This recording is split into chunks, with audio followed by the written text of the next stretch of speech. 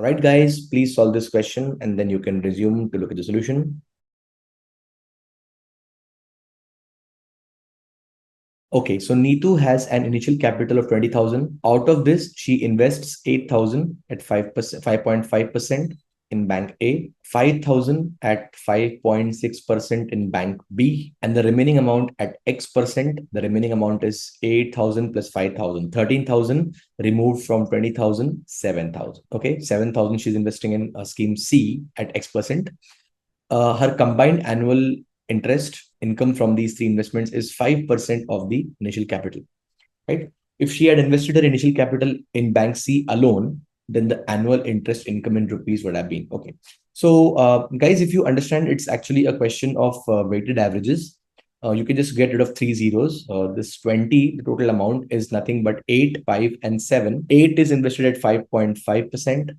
5 is invested at 5.6%. And 7 units are invested at, let's say, X%. The overall interest we have got is, let's say, is given to us as 5%. Now, one way to solve the question is you can use weighted average. So 8 into 5.5 plus 5 into 5.6 plus 7 into X divided by 8 plus 5 plus 7, that's 20, has been given to us in the question as 5%. So equal to 5. So 5.5 into 8, 8 5s are 40, 40 and 4 is 44, plus 5 6 is 30, 5 5 is 25, 26 27 28, plus 7x is equal to 100. So 7x plus 44 plus 28 is 72. That means 7x is 100 minus 72, that's 28, or x is equal to 4. So basically, the return she's getting in scheme C is X%, that is 4%. So if she had invested the entire amount at 4%, she would have got 4% of 20,000. The correct answer is 800 rupees, right? Now, like, it's okay. I mean, it's slightly calculative, guys. We could have used the approach of deviations to get the answer much more quickly. So let's see how we can use the approach of deviations to get the answer. All right, guys. So let's try to solve this question using deviations. I think that's the best way out.